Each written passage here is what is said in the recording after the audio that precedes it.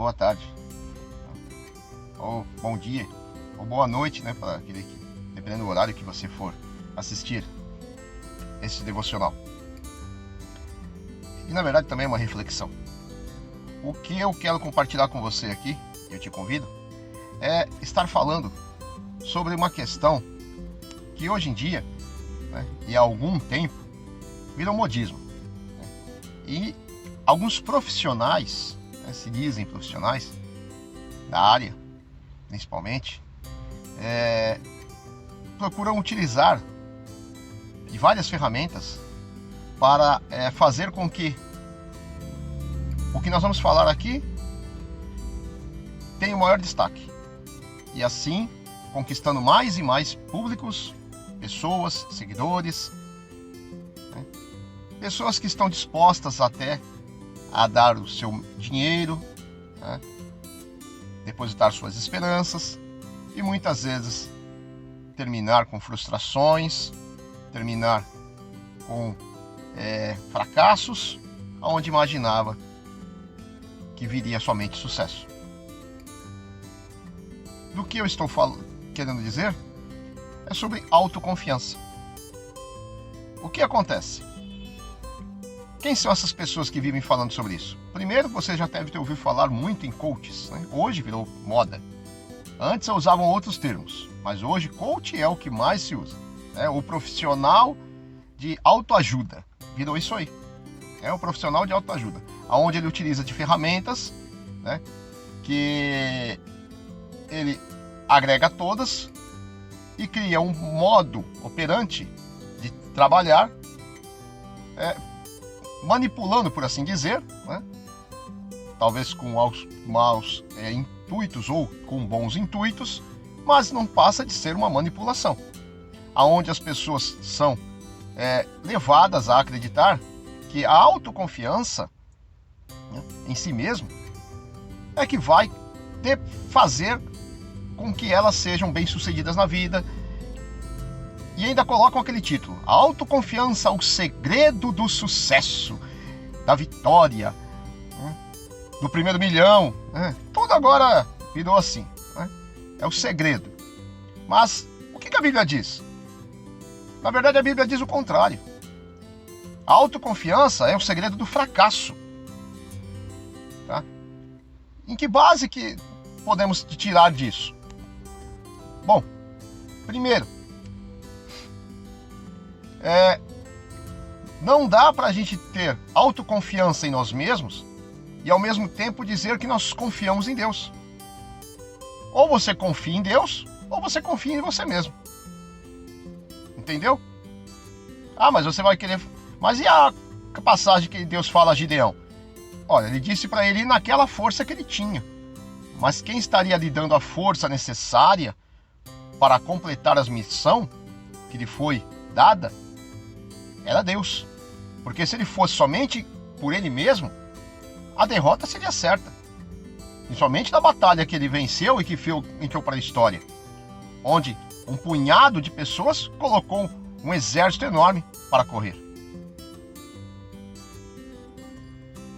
Somente Deus pôde fazer e operar aquele milagre,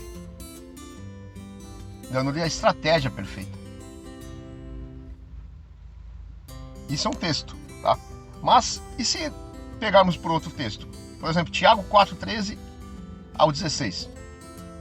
O texto diz: atendei agora, vós que dizeis, hoje ou amanhã iremos para tal cidade, lá passaremos um ano negociando e teremos lucros. Só que Deus já nos fala uma outra coisa aqui. Ele diz: vós não sabeis o que sucederá amanhã, que é a vossa vida. Sois apenas como neblina, que aparece por um instante e logo se dissipa. Em vez disto, vocês deviam dizer: se o Senhor quiser, não só viveremos, como também faremos isto ou aquilo. Agora, entretanto, vós jactais das vossas arrogantes pretensões. Ou seja, você fica se achando. E toda jactância semelhante a essa é maligna. Ou seja, todo posicionamento, todo pensamento que leva a pessoa a achar que ela depende apenas dela e que não depende de Deus para concluir os seus projetos, os seus sonhos, os seus anseios, que coloca Deus em segundo ou talvez em último lugar nas suas vidas e nos seus planos, acaba se tornando algo que não é procedente de Deus. Então é maligno. Então o primeiro ponto é, devemos abandonar a autoconfiança, ou pelo menos esse ensinamento que estão trazendo até mesmo dentro de algumas igrejas. Por quê? Deus quer que nós abandonemos a nossa autoconfiança que eles ensinam por aí, pois é um erro acreditar que nós temos o controle sobre a nossa própria vida e nossa própria existência. Tiago fala que hoje ou amanhã iremos para tal cidade, lá passaremos um ano, negociaremos e teremos lucros. Tá? Só que ele ali é alertado. Como você vai dizer que amanhã você vai acontecer alguma coisa, que você vai conseguir fazer tal coisa daqui a um ano, um dia, se você não sabe se amanhã você vai estar vivo, se os seus planos vão dar certo? A vida é imprevisível. Sabe? Aquelas pessoas ali, no texto, estavam cheias de autoconfiança e achavam que iriam para tal cidade, que iam ficar lá um ano, iam fazer negócios e ter lucro. São pessoas como essa que pensam que a vontade de Deus deve se moldar aos seus planos. Pessoas pretensiosas que vivem como se não houvesse Deus. Na verdade, são como um típico homem de negócios da época de Tiago, acontecendo hoje, né? Na nossa época. E são pessoas que vivem 24 horas como se fosse, né, a musiquinha lá do Frank Sinatra, né, My Way, que traduzindo seria o meu jeito. Né? Então, do nosso jeito, jeitinho Gerson, brasileiro, na realidade, são pessoas que, como eu e você, nesse tempo que estamos vivendo, né, somente nessa época de pandemia, né, com certeza vão se frustrar, como muitos já têm se frustrado. Porque os nossos planos podem ser frustrados, mas os planos que Deus estiver no meio não serão frustrados. Até porque essas pessoas que se esquecem de que a vida é totalmente imprevisível são débeis. Segundo a Bíblia, são dadas como loucas, imprudentes. E o próprio Salomão, o sábio da Bíblia, diz em Provérbios: não te glories do dia de amanhã, porque você não sabe o que trará a luz. Você não sabe o que o sol vai fazer amanhã quando ele novamente nascer. Será que você vai estar vivo para poder olhar? Será que você vai ter olhos para poder enxergar? Vai ter boca para poder agradecer ou até reclamar? São pessoas que se esquecem de que a vida é frágil e curta também. O salmista ainda diz, lá em Davi, ele diz: porque os meus dias são como fumaça, que eles desaparecem, desvanecem, como a sombra que declina. Está lá no Salmo 102, 3. E a parte do versículo 11. E ainda no Salmo 144, verso 4, ele diz que o homem é como um sopro, os seus dias são como a sombra que passa. Sabe, Pedro, ele fez lá em 1 Pedro 1,24, ele cita uma passagem de Isaías, a qual o profeta tinha dito: toda a carne é como a erva, toda a sua glória, como a flor da erva, ela vai se secar e a sua flor vai cair. Ou seja, o fato é que Deus deseja que nós abandonemos a nossa autoconfiança por todos esses motivos, pois somos seres dependentes, ou deveríamos ser. Somos finitos, nós não somos eternos sem Deus. Nós entraremos na eternidade ou para a perdição eterna ou para a vida eterna, nesse sentido, mas não somos infinitos na forma corpórea que nós existimos. Este corpo vai se deteriorar. Não adianta querer pensar que nós vamos, com a nossa arrogância, que nós vamos ter controle da nossa eternidade, da longevidade. Então confie em Deus e se submeta a Ele. Outra coisa, Deus quer que você confie nele e se submeta a Ele. Né? Tiago 4,15. Em vez disso, devias dizer: se o Senhor quiser, não só viveremos, como também faremos isto ou aquilo. Em trocadilhos, seria: você deve passar a viver tendo Deus como aquele que está no controle da sua vida, Para que isso aconteça, você tem que buscar a sua vontade e deve se submeter a ela. Ou seja, você deve buscá-la em oração, para começar. Assim como Jesus faz. Em Lucas 22:42, Jesus disse: Pai, se queres, passa de mim este cálice. No entanto, faça primeiro a sua vontade, ao invés da minha. Sabe? Muitas pessoas não leem mais a Bíblia, não estudam mais ela, mas só ficam escutando de terceiros. E mesmo quando escutam ou leem, não a vivem. Se pelo menos vivessem uma pequena passagem que lesse do dia, um capítulo que lesse do dia, praticasse, se ouvisse e se colocasse isso em prática, sabe? Poderia estar mais próximo da vontade do Senhor. E aí você ia entender cada vez mais que a vontade do Senhor ia se realizar na sua vida, porque você está se aproximando mais dele e seguindo as suas orientações. Porque ele vai te impulsionar pelo Espírito. O apóstolo Paulo, ele frequentemente expressava a sua submissão à vontade de Deus. Atos 18:21, ele diz: despedindo-se, ele disse: se Deus quiser, voltarei para vós outros. Embarcando, partiu de Éfeso. Ou seja, ele ia para viajar, mas ele disse: somente Deus sabe se eu vou voltar. Em Romanos 1:10, ele ainda dizia: em todas as minhas orações, suplicando, continuo eu, que em algum tempo, pela vontade de Deus, se me ofereça a boa ocasião de visitar-vos. Ou seja, se Deus proporcionar uma condição, eu vou voltar. Não será somente porque eu quero, mas porque Deus me ajudou.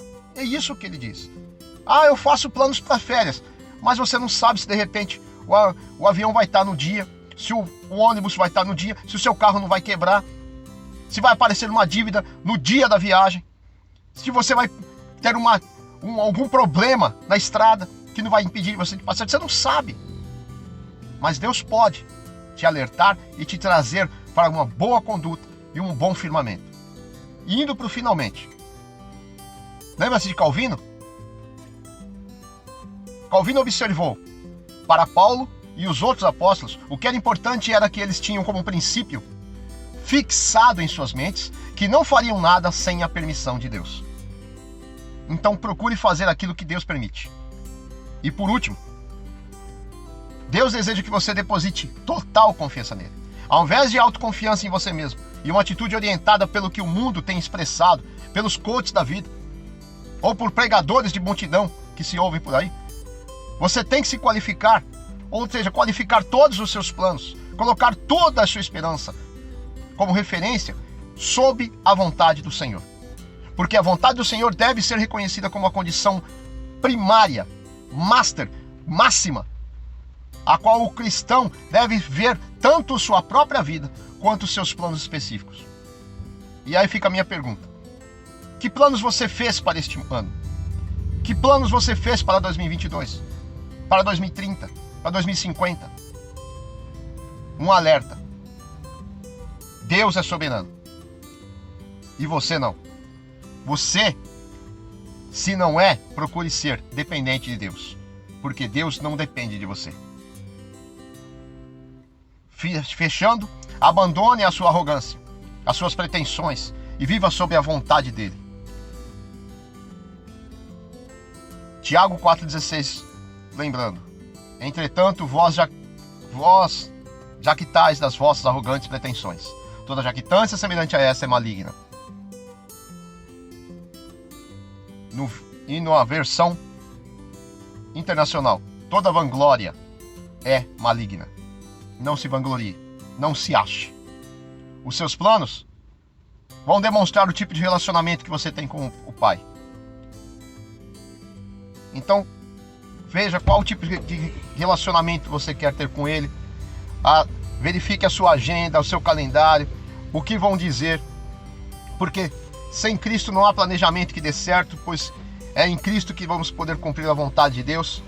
Reconheça o pecado, reconheça que você é imprevisível, reconheça que Deus é soberano, reconheça que tudo é com Ele, por Ele, para Ele, tá? E não se vanglorie Deixe de ser pretensioso, deixe de ser arrogante, deixe de ser autoconfiante. Procure viver uma vida de dependência, procure viver uma vida totalmente colocada aos pés do Senhor e não viva somente esperando que aquilo que você planeja vai dar certo. Eu faço planos. Eu tenho planos de construir uma casa, eu tenho planos, como eu já tive, de aposentadoria. Consegui alcançar, já disse isso outro dia. Mas não foi no valor que eu esperava, mas foi naquilo que Deus me proporcionou. Chegou na época que eu tinha até planejado, mas não foi no valor que eu queria. Estou insatisfeito? Não. Estou frustrado? Não. Passou-me isso pela cabeça? Sim. Mas como eu disse outro dia, as minhas frustrações não devem colocar em xeque a minha fé no Senhor. Eu soube viver durante anos, quando estava na linha de trabalho, ganhando bem menos do que muitos outros que viviam ao meu lado. Treinei e fiz muitas pessoas subirem e se tornarem até meus chefes quando estava trabalhando, ganhando 3, 4 vezes mais do que eu. Mas a paz que eu tenho dentro de mim e a certeza de que os meus dias, assim como meus cabelos brancos, minha barba branca, como diz a Bíblia, Deus sabe quantos fios eu tenho e quantos eu terei daqui a 10, 20 anos. Como Ele sabe quantas estrelas no céu ou quantas grãos de areia existe na praia. A minha confiança eu deposito nele. Os meus planos eu vou depositar nele. Eu posso fazer meus planos, sim, mas não vou ter a autoconfiança de que vão dar certo porque o meu esforço vai fazer dar certo. Não. Eu devo me esforçar, mas como diz a Bíblia, tudo o que eu fizer, faça como para o Senhor e não para mim mesmo. Porque o que eu faço para Ele, Ele reverte para mim. O que eu fizer para mim somente, estou tirando a glória dele. Então, fechando, faça isso, procure ter esse outro modo de pensar e não caia mais neste conto, como diz o ditado por aí, o conto do vigário. Não caia mais nessa alopração que vivem te fazendo por aí. Que a autoconfiança é o segredo do sucesso, não. Se você é um cristão, a sua autoconfiança tem que ser somente no Senhor. Como eu aqui já explanei para você e espero que tenha trazido uma luz para o seu entendimento. Deus te abençoe e que o Senhor continue sendo aquele que está à frente da sua vida. Amém.